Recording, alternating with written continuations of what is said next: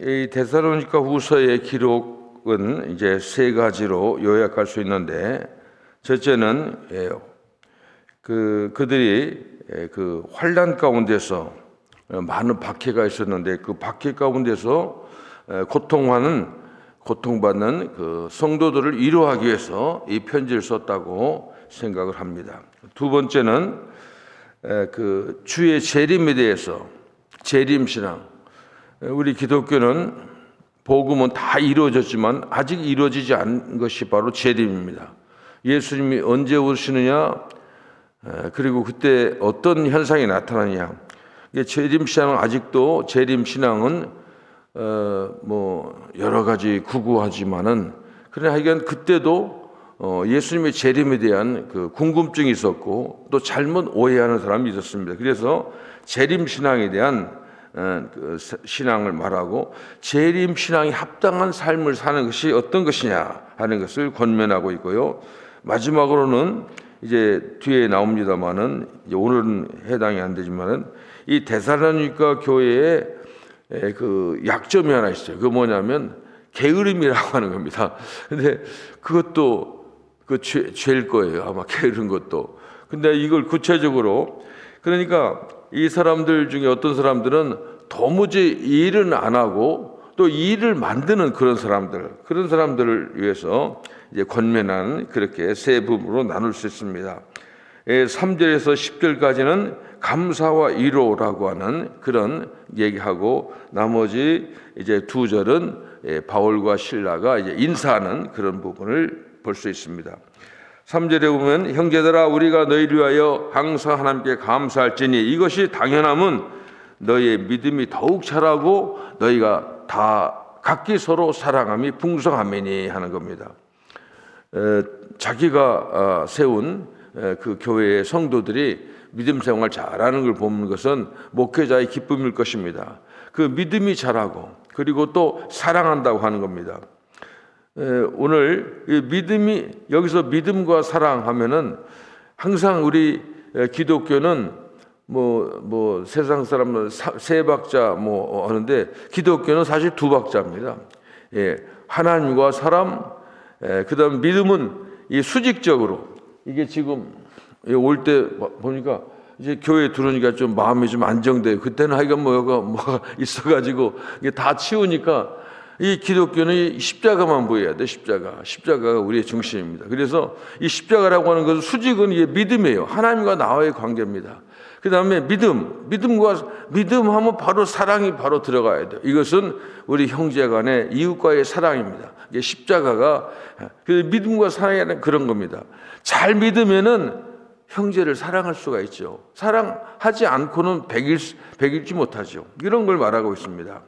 항상 하나님의 공의와 사랑, 십자가 부활, 하나님의 공의와 사랑, 믿음과 사랑, 이런 것들을 보면 항상 두 가지가 항상 같이 가는 겁니다. 이게 복음은 십자가만 복음이 아니에요. 부활만 따로 말하는 게 아니에요. 그러니까 이거 따로 십자가만 강조하든지 부활만 강조하는 것은 문제가 있어요. 항상 예수님은 참 하나님이요 참 사람이다. 같이 가는 겁니다. 그래서 항상 그 이단의 특징은 어떠하는가, 소위 건강하지 못한 사람 편식하잖아요. 자기 좋아하는 것만 먹는 것처럼 신앙도 항상 이 균형이 맞춰야 됩니다. 바울이 소문을 들으니까는 믿음과 사랑, 너희들이 하나님 잘 믿고 또 형제와 간에 사랑하는 것을 이렇게 칭찬하는 그런 겁니다. 여기서 또 4절에, 그러므로 너희가 견디고 있는 모든 박해와 모든 환난 중에서 너희 인내와 믿음으로 말미암아 하나님 여러 교회에서 우리가 친히 자랑하노라 하는 겁니다. 그 자랑거리가 있어야 돼요. 항상 제가 얘기했잖아요. 이제 이 목사가 우리 교회 누구를 봐라 하는 것처럼 그런 자랑거리가 있어야 됩니다. 꼭 목사를 자랑시키기 위해서 신앙생활하는 게 아니라, 예수 잘 믿고 믿음과 사랑, 십자가의 사랑이 정립되면은 그냥 안 봐도 알아요. 안 봐도 다 아는. 우리가 이렇게 볼 수가 있어요. 이제 한국에 가면 시장에 가면은 이런 시장에 가면은 뭐 요즘 가게는 옛날에는 요즘 가게는 다 포장을 했지만 옛날에는 그 니아가라고 합니까? 뭐 구루마라 합니까? 사과 같은 거 막 이렇게 쌓아놓고 길거리에서 팔잖아요. 이거 그러면 사람들이 사과 고를 때 그냥 눈 감고 막 고릅니까? 그렇지 않아요. 자기가 다 벌써 알아요. 그래서 이제 약삭발은 이제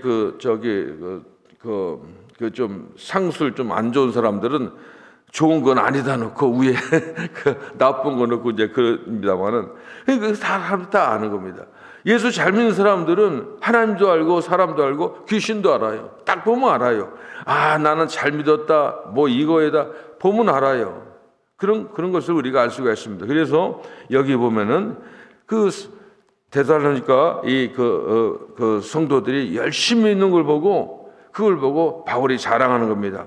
그런데 그 신앙이 뭐 편안하고 아니라고 뭐 뭐든지 평화로울 때 잘 믿은 게 아니야. 박해 때 잘 믿어. 박해 때 고난, 교회도 그렇잖아요. 교회도 고난이 오면은 떨어져 나가는 사람이 많이 있어요. 막 흔드는 겁니다. 흔들림. 이 박해라고 하는 것은 사탄이 뭐냐면 예수 못 믿게 하는 박해예요. 박해입니다. 제가 군대 갔을 때 저희 저희 11사단의 그 목적이 뭐냐면은 이게 상륙사단. 이 전쟁이 나면은 우리는 이제 3.8 전쟁이 나면 우리는 이 배를 타고 이 제일 북쪽까지 동해로 해가지고 가서 딱 북한까지 북쪽까지 전쟁하는 라인까지 들어가 가지고 이제 그 침투하는 그게 우리 사단의 그때 당시 지금은 몰라요. 옛날에 그때 사단의 그 목적 우리 그 사단의 그 임무였어요. 이게 상륙 사단을 하면 배를 타거든요. 이제 군함을 타야 되는데 배 그물이 있어요. 빨리 타야 되는 그물 놓고 오면 뭐 총 메고 하고 그 올라가야 됩니다. 그게 어떤 훈련이냐면은 조교들이 밑에서 막 그물을 흔드는 거예요. 우리는 안 떨어지게 그런 훈련을 받았어요. 마치 이런 거예요. 우리가 예수 믿고 끝까지, 예수 믿는 끝까지가 중요하거든요. 그 말은 끝까지는 죽을 때까지 말이에요. 한 번 믿으면 끝까지 믿는 거예요. 근데 이제 올라가지 못하도록 흔들어. 이게 박해입니다, 박해. 이 박해라는 말을 헬라어로 보니까 디오크모스라고 하는 단어라고 합니다. 근데 이게 무슨 말이냐면 사냥개가 쫓아오는 그런 걸 말한대요. 사냥개. 이 환난과 이제 박해, 환난과 박해. 근데 또 박해란 환난도 그렇고 박해도 비슷한 뜻이래요. 그러니까 사냥개 2마리가 쫓아온다고 생각해 보세요. 얼마나 어렵겠습니까? 그런데도 소문 들으니까 예수 잘 믿는다는 거야. 하나님 잘 믿고 형제들 사랑, 이 자랑, 그래서 자랑한 게 당연하다는 겁니다. 자랑한 게 당연합니다. 이런 것을 여기서 말합니다. 또 하나 이들이 자랑 뭐냐면 보통 박해하고 자기를 공격하는 사람들은 대략 보면 적개심을 가지고 있잖아요. 분노하고 화내고. 그런데 데살로니가 교인들은 자기들 박해하는 그 이단들의 그 세력, 이런 사람들에서 폭력이나 분노를 하지 않고 적개심을 드러내지 않고 참는 그 모습이 너무도 좋다고 하는 겁니다. 이런 것도 한번 우리가 배워야 되죠. 우리를 박해하는 사람들과 똑같이 대하는 것은 그 좋은 태도가 아니에요. 어떻게 보면은 하나님께서는 그런 사람들에게도 이제 어떻게 보면 원수들에게도 우리의 무기는 바로 예수님의 그 사랑으로 보여주는 겁니다.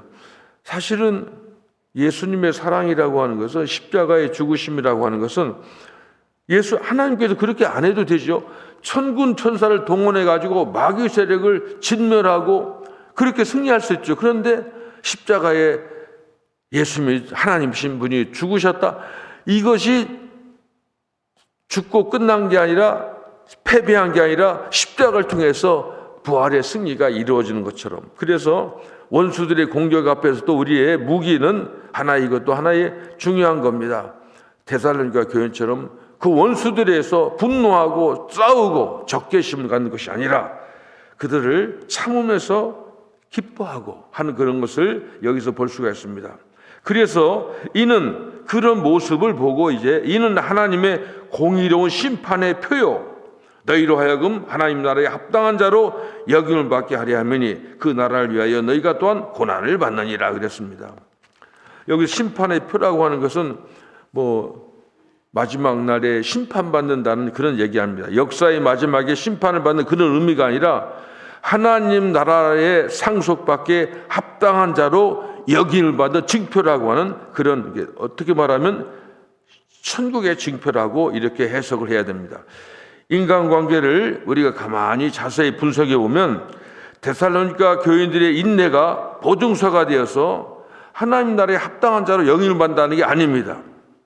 여기 보면은 데살로니가 그 성도들이 박해를 받았지만은 그 박해를 이 성경을 쭉 읽어보면 그들이 무슨 훈련을 해가지고 화 안 내는 훈련, 그 다음에 그들과 작전을 짜서 그런 게 아니에요. 그러니까 데살로니가 교인들의 능력으로 박해를 겪는 것이 아니라 하나님께서 여전히 신실하게 그들을 인내할 수 있도록 도왔다고 하는 그런 전제가 없다고 하면은 데살로니가 교인들이 이제 그 승리할 수 없었다고 하는 겁니다. 우리는 박해나 어떤 고난을 받을 때 우리 힘으로는 견딜 수가 없습니다. 늘 얘기잖아요. 우리의 주적은 죄고 죄의 뒤에는 마귀가 있어요.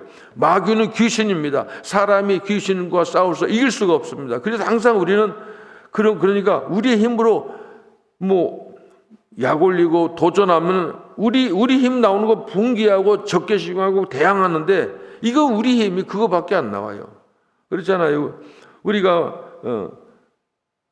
공격하고 대응하고 그런 게 아니에요. 하나님이 잘 견딜 수 있는 힘도 주셨다고 하는 겁니다. 이런 것을 우리가 잘 봐야 됩니다. 여기에 보면 5절 후반절에 보면은 고난을 받느니라. 나중에는 고난을 받는다고 하는데 이것은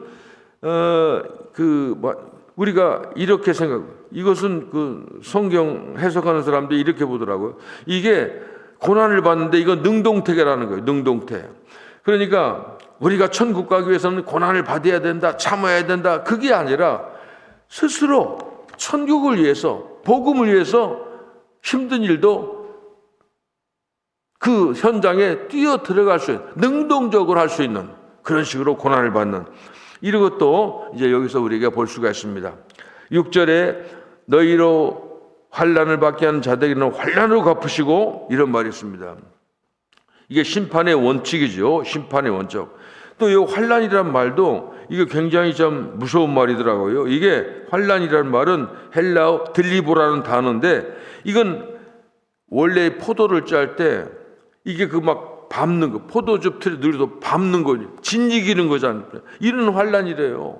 무서운 거죠. 무서운 거죠. 그러니까 너희들에게 그렇게 환난을 하는 자들에게는 환난으로 갚아주신다고 하는 겁니다. 이런 것을 여기서 말하고 있습니다. 그런데 성도, 실제로 보면 환난을 받는 너에게는 우리와 함께 안식으로 갚으시는 것이 하나님의 공이다. 이게 환난을 하는 자들에게는 똑같이 환난으로 갚아주시고 그 다음에 또 환난을 받는 너희들에게는 안식으로 갚으시는 것이 이게 바로 하나님의 공의라고 하는 겁니다. 항상 기독교는 하나님의 공의와 사랑이 함께 가야 됩니다. 이게 바로 그러니까 환난 속에 환난을 하는 자에게는 환난으로 갚으시고 환난을 받는 우리에게는 안식을 주신 것이 그게 하나님의 공의 정입니다. 하나님의 의라고 하는 겁니다. 주 예수께서 자기의 능력의 천사들과 함께 하늘로부터 불꽃 가운데에서 나타나실 때 마지막 날 예수님이 첫 번째 오신 예수님은 아기 예수로 오는 기쁜 크리스마스 성탄이지만은 이 우리 예수님 다시 오실 때는 그런 아기 예수로 오시지 않는다는 겁니다. 이제 재림의 주로 심판의 주로 이제 오신다고 하는 겁니다. 여기에 보니까 하여간 그것이 바로 그러니까 하나님의 공의라고 하는 것은 그런 마지막 때 하나님의 공의가 이루어진다고 하는 겁니다. 6절과 7절을 결합해서 해석하면 이렇습니다. 하나님께서는 악인에게는 환난으로 갚으시고 환난받은 크리스찬들에게는 안식으로 갚으신다. 그런 얘기입니다. 이건 단순히 어떤 개연성, 가능성만을 말하는 것이 아니라 이것은 필연적으로 꼭 그렇게 된다고 하는 것을 우리에게 증언하고 있습니다. 7절 후반절에는 불꽃 가운데 나타나실 예수님. 그러니까 이 불꽃이 무슨 화려한 장식의 불꽃 그런 것도 되지만은 하나님은 불심판을 한다는 겁니다. 마지막 때 재림주의 모습이 바로 그렇습니다. 어린 양의 모습이 아니라 왕중의 왕으로 심판의 주로 오신다고 하는 겁니다. 8절 하나님을 모르는 자들과 우리 주 예수의 복음에 복종하지 않는 자들에게 형벌을 내리시리니 그랬습니다. 하나님을 모르는 자, 이게 로마서 우리가 공부하잖아요. 하나님을 모를 수가 없어요. 핑계댈 수가 없다고 그랬잖아요. 그러니까 하나님을 모른 채 한 자, 그 다음에 우리 주 예수의 복음에 복종하지 않는 자, 복음을 많은 사람들에게 이제 증거하고 있습니다. 부자와 나사로의 얘기도 나오잖아요. 나사로가 이제 그 천국에, 그 지옥에 있으면서 물 한 방울 해달라고 그럴 때 이제 나사로가 일어나가지고 살아나가지고 가서 우리 형제들에게 지옥이 이렇게 무섭다고 그래서 해달라고 하니까 아브라함이 그렇게 말합니다. 야, 필요 없다. 많은 선지자들이 많은 복음을 다 이게 충분히 전했다고 하는 겁니다. 그러니까 두 가지 다 그럽니다. 하나는 하나님 모르는 자들은 모를 수가 없다고 자연적으로 특별로 다 계시로 보여줬다고 하는 겁니다. 그 다음에 복종하지 않는 자, 여러분들이 전도하고 선교한다고 하는 것은 바로 그런 겁니다. 이 사람들이 모를 것 같아도 다 알아요. 우리가 보면 분위기로 알고요.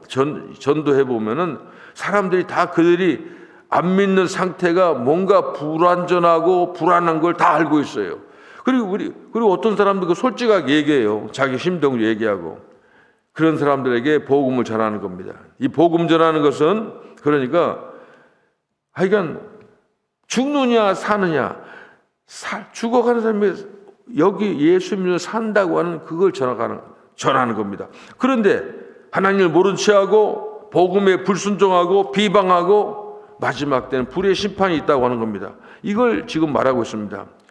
여기에서 하나님을 모르는 자들과 하나님께 복종하지 않는 자들은 구체적으로 누군지는 알 수가 없지만은 그러나 하나님의 구원의 은혜를 또 하나님에 대한 지식 알기를 거부한 모든 사람들이 형벌의 대상이라고 하는 겁니다.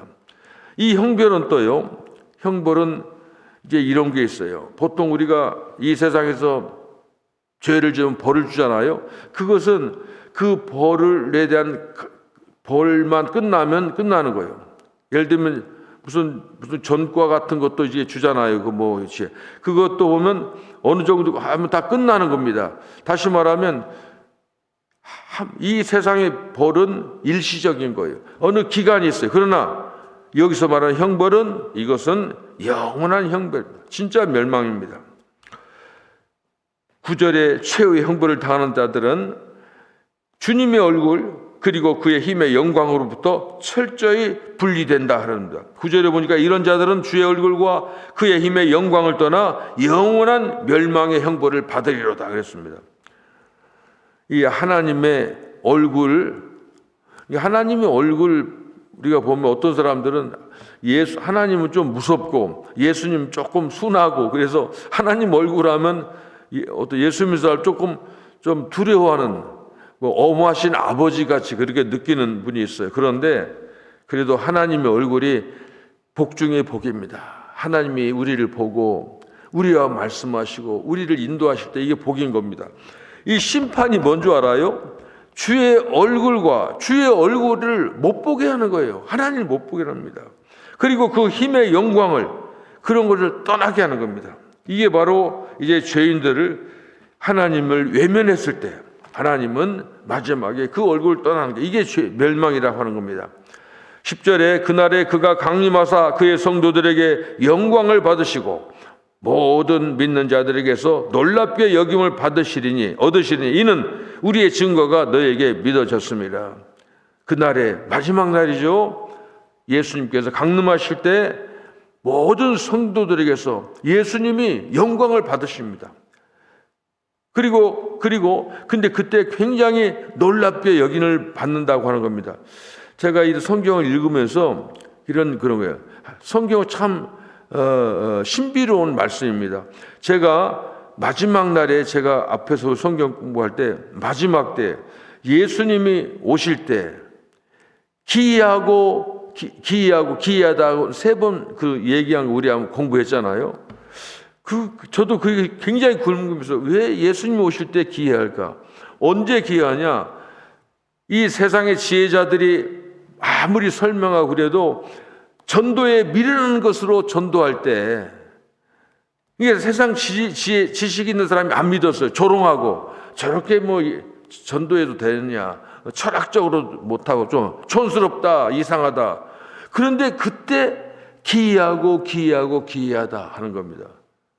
그래서 제가 그런 좀 조사해 봤더니 그때는 이 마지막 심판 때는 우리가 상상할 수도 없는, 그러니까 우리는 미련하다고 하는 것이 그게 진짜고 똑똑하고 멋지다고 하는 사람들이 가짜라는 거예요.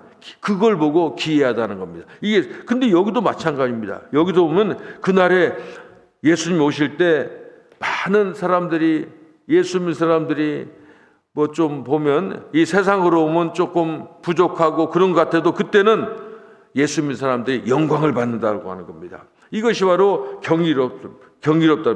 놀랍게 여김을 얻으시려니 바로 그렇습니다. 마지막 때는 바로 그런 겁니다. 우리들이 전한 복음이 어떻게 보면 미련한 것 같지만은 복음이 미련한 거지. 마지막 때는 이 세상 가치 기준으로는 상상도 할 수 없는 기이한 일이 일어나고 우리는 영광을 받는다고 하는 겁니다. 마지막에 11절 12절은 이제 바울의 기도입니다. 이러므로 우리도 항상 너희를 위하여 기도함은 우리 하나님이 너희를 그 부르심에 합당한 자로 여기시고 모든 선을 기뻐함과 믿음의 역사를 능력으로 이루게 하시고 그랬습니다. 그러니까 이 기도의 내용은 바울과 신라와 디모데가 데살로니가에 있는 교인들을 위해서 이제 기도한 부분입니다. 이건 보면 이런 마지막 때까지 우리가 끝까지 잘 믿음으로 이제 견디고 이제 십자가의 신앙, 하나님의 믿음과 사랑, 하나님의 공의와 사랑을 이제 이루어가는 이제 성도들이 되게 해달라고 기도하는 겁니다. 12절 우리 하나님과 주 예수 그리스도의 은혜대로 우리 주 예수의 이름이 너희 가운데서 영광을 받으시고 너희도 그 안에서 영광을 받게 함이라. 하나님이 영광을 받으시는데 하나님만 영광 받는 것이 아니라 이 데살로니가에 있는 성도들 그 가운데 편지받는 사람도 영광을 받지만은 우리도 영광을 받는 겁니다. 이 세상에서는 그러니까 보면 우리 여러분들 이 세상에 사는 것은 우리가 평화롭고 행복하고 잘 사는 게 중요합니다. 그런데 영적으로 보면 우리들은 진짜 마귀와 싸우고 또 복음을 위해서 헌신할 때는 그렇게 쉽지만 않아요. 불편하고 공격을 받고 다시 말하면 영광을 받지 못하는 상태가 될 수가 있습니다. 그러나 마지막 때는 하나님 영광 받으실 때, 우리 예수님 영광 받으실 때 우리도 영광 받을 수 있도록 우리가 능동적으로 복음을 위해서 고난도 함께 받는 지혜를, 이걸 바로 사도 바울은 데살로니가 성도들에게 편지로 쓰는 겁니다.